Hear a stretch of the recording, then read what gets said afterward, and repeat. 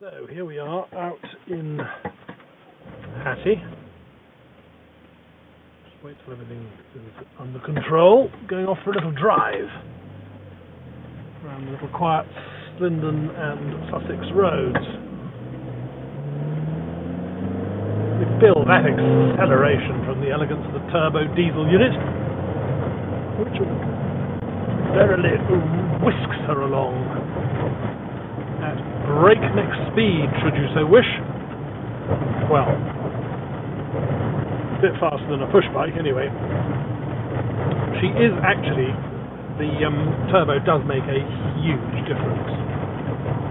I think it's something like a 30% power increase.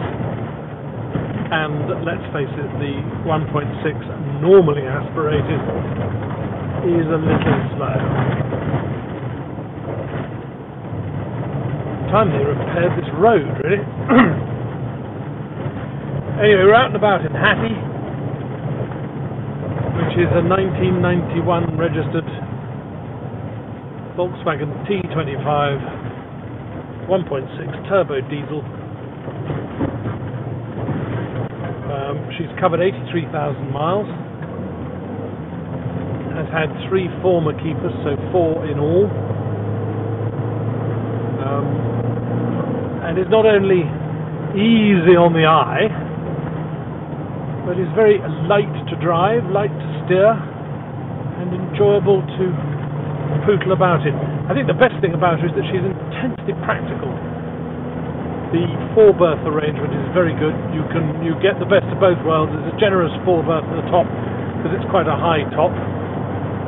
At the same time, though, there's plenty of storage at the top because there are lots of cupboards at the front, which is usually you get one or the other, but not both. And also, when you get the berths up the top, you normally feel a bit, I don't know, claustrophobic up there because the roofs aren't very tall. This one does have quite a tall roof.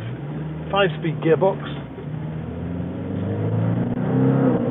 which has a sort of unstallable first, and then 4 more ratios, which give you a top speed which is probably around 75. I've certainly been popping along motorways in her at over 70, and she hasn't complained or given me any mischief or grief in any way, shape or form.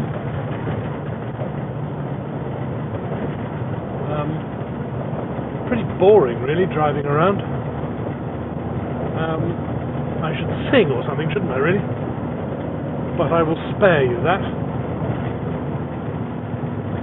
Brakes are all good. She's got a year's MOT. There were no advisories on the MOT, which is always a nice sign because MOT testers are understandably quite keen to list absolutely everything they find.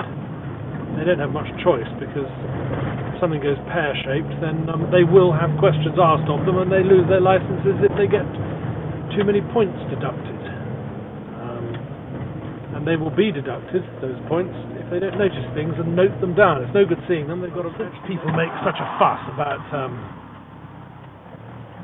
1.6 diesel camper vans being slow. I thought I'd take you on the nearest we've got to a motorway, a big road, big boys road, which is a dual carriageway, to show a bit of the turn of speed, such as it is. This is 4th gear that we're in, now in 5th, buzzing along very nicely, thank you. That is 60 miles an hour. There's plenty left. Plenty left.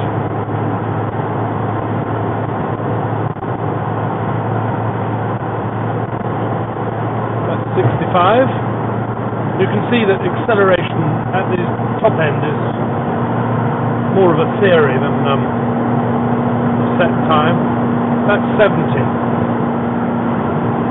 which is fine. I mean, I personally run around in these at about 55, 60 miles an hour everywhere, but you can keep up with the traffic if you want to. Personally, I quite like letting all the traffic overtake me.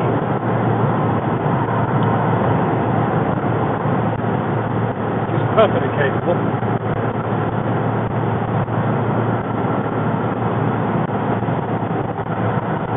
nice old camper, actually, Hattie.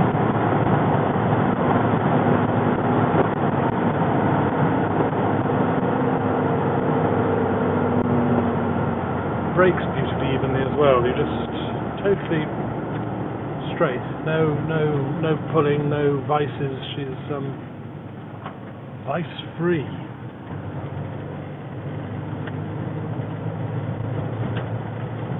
Anyway, there you have Hattie on the dual carriageway.